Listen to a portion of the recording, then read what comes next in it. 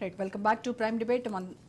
శ్రీనివాస్ గారితో మాట్లాడదాం. అల్జాపూర్ శ్రీనివాస్ గారు, సో ఇప్పుడు కాంగ్రెస్ అండ్ బీఆర్ఎస్ నేతల వర్షన్ విన్నారు కదా, అంటే నిజంగానే ఈ నెల రెండో వారంలో అక్కడికి మన కేటీఆర్ గారు వెళ్ళినప్పుడే గవర్నర్ గారు వెళ్ళటము ఇదంతా కోఇన్సిడెన్స్ అయ్యి ఉండొచ్చు. బట్ ఏంటంటే ఆయన వెళ్ళాకనే కేటీఆర్ వెళ్ళారు, అక్కడ బీజేపీ పెద్దలతో మాట్లాడారు, ఏదో మతలబ్ జరిగింది, అందుకోసమే మళ్ళీ తిరిగి వచ్చిన తర్వాత గవర్నర్ గారు దీనిపైన మాట్లాడలేదు, రిప్లై ఇవ్వట్లేదు, అందుకే డిలే అవుతోంది అనేటువంటిది వినిపిస్తూ ఉంది. నిజంగా కేటీఆర్ బీజేపీ పెద్దల్ని ప్రసన్నం చేసుకోవడానికే ఢిల్లీ వచ్చారండి? నవ్వొస్తున్నది ఈ మాట మాట్లాడుతూ ఉంటే కాంగ్రెస్ వాళ్ళు.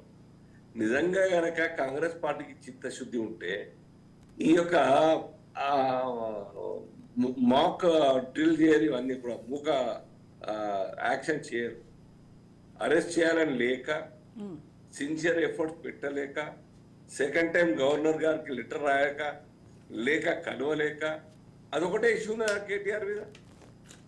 మీరు మేము అందరంగా కూడా ప్రజలందరూ కూడా అనేక అంశాల మీద, కేసీఆర్ గారి పాలన మీద, అవినీతి అక్రమాల మీద ఆరోపణలు ఉంటే మీరు కూడా చాలా విషయాలు మాట్లాడినారు.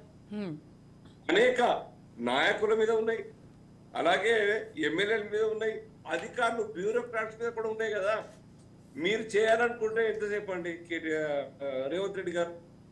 పెద్ద విషయం కాదు. కానీ రేవంత్ రెడ్డి గారు, శ్రీనివాస్ గారు, రేవంత్ రెడ్డి చేతిలో లేదు కదా రాజ్యాంగం ప్రకారం. దీనిపైన తీసుకోవాల్సింది విచారణ అధికారం గవర్నరే సంతకం చేయాలి కదా. ఒక ఎమ్మెల్యేని, ప్రజాప్రతినిధిని అరెస్ట్ చేయాలంటే గవర్నర్ గారి పర్మిషన్ తీసుకోవాలి. అప్రోచ్ కానీ మళ్ళీ ఒకసారి ఇష్యూ కాదు, అనేక అంశాల మీద మీరు ఎందరి యాక్షన్ తీసుకున్నారు ఇప్పటిదాకా.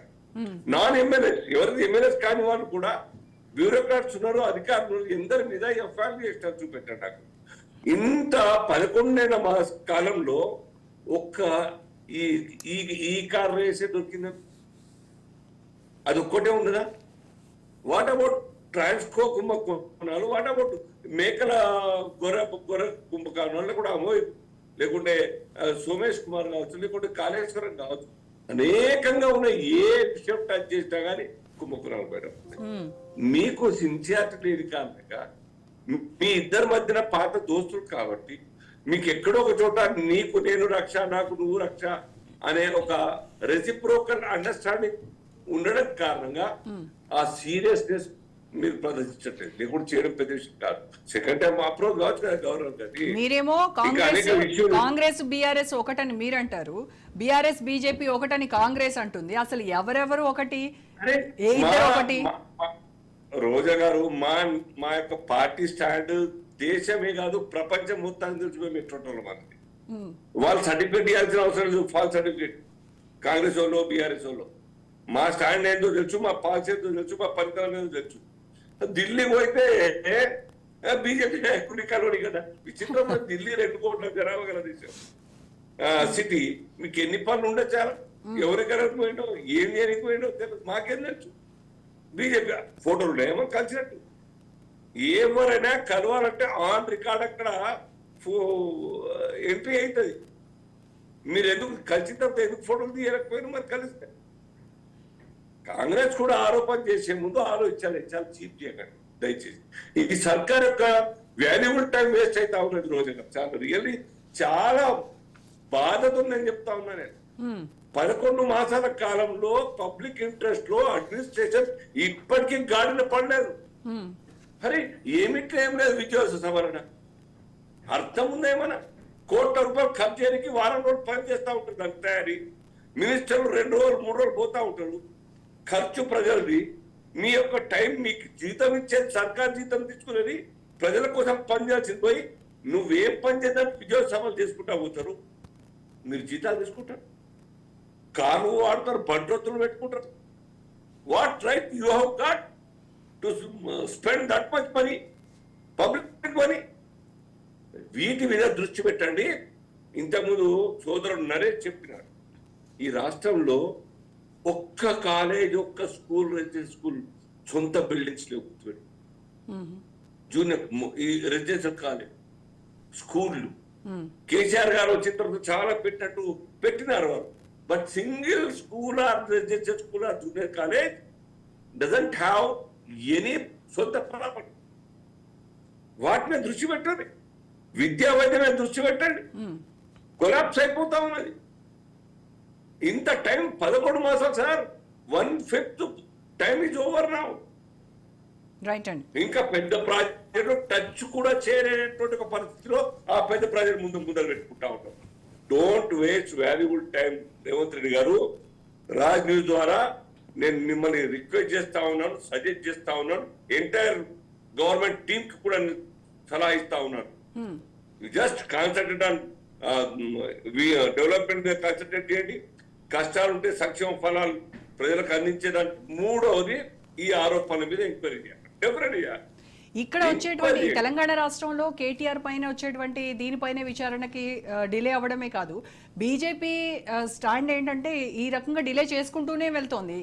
ఎగ్జాంపుల్ తీసుకుంటే అదానీ విషయంలో కూడా అంత ఇష్యూ అయ్యి న్యూయార్క్ కోర్టు లంచం, మోసం వీటన్నిటి కేసులో అదానితో పాటు ఆయన అల్లుడు కూడా వీళ్ళందరి పేర్లు పెట్టినప్పటికీ ఎందుకు మరి కేంద్రం దానిపైన ఫోకస్ చేయట్లేదు? ఎందుకు దాన్ని ఇష్యూని సాల్వ్ చేయట్లేదు? అరే మనం చేసేది ఏమిటా, ఇష్యూ అయింది అక్కడ కదా, అమెరికాలో కదా. మరి ఇక్కడ కూడా విచారణ జరగాలి కదా. న్యూయార్క్ కోర్టే చెప్పింది కదా, ఇక్కడ కూడా కొన్ని రాష్ట్రాల్లో సీఎంలకు అందాయి అని చెప్పింది కదా. రైట్, వాళ్ళు రాని. ప్రభుత్వం ఎవ్వరికి కూడా వత్తాసు పలకదు. మోదీ గారి గవర్నమెంట్ గుర్తుపెట్టుకోండి రోజు గారు, విత్ డ్యూ రెస్పెక్ట్. మాకెవ్వరు చుట్టం కాదు, చట్టం తన పని తాను చేసుకుంటా పోతుంది. ఎవరైనా కానీ ఈ దేశంలో ఇప్పటి వరకు ఈ క్షణం వరకు వేల కోట్ల రూపాయలు పెట్టుబడి పెడుతుంటే we should welcome them, we must welcome also. ఎందుకంటే ప్రజలకు ఉపాధి కావాలి. పస్తులు ఉండేటువంటి బదులు ఆ ఇండస్ట్రీస్ ద్వారా వస్తే 10 రూపాయలు వస్తే జీతాలకు, ఉపాధికి, ఉద్యోగాలకు పనికొస్తే డెవలప్మెంట్ అవుతుంది.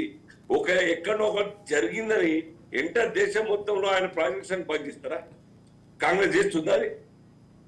డెఫినెట్ గా అక్కడ జరిగేటువంటి ఏమైనా ఉంటే ఆధారాలతో సహా ప్రాసిక్యూట్ చేస్తే, కన్విక్షన్ చేస్తే అంత మటుకు డెఫినెట్ గా దేశం హెల్త్ రెస్పాన్సిబుల్. కానీ అదానీ మోడీ ఇద్దరు వేరు కాదు, ఒకటే మోదాని అంటున్నారు. అదే పేరు పెడితే అయిపోతుందా?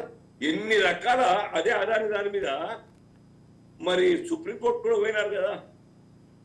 ఏమైంది? సారీ చెప్పని చెప్పింది కదా మోదీ గారికి. హౌస్ లో, పార్లమెంట్ హౌస్ లో, యూ గో అండ్ అపలైజ్ మోదీ గారు అని చెప్పి చెప్పారు కదా. అది జరిగింది కదా రాఫెల్ దాని మీద. ఎన్నిసార్లు మేడం రోజా గారు అర్థం పర్థం లేనటువంటి ఆరోపణలు తెచ్చి కావద్ది.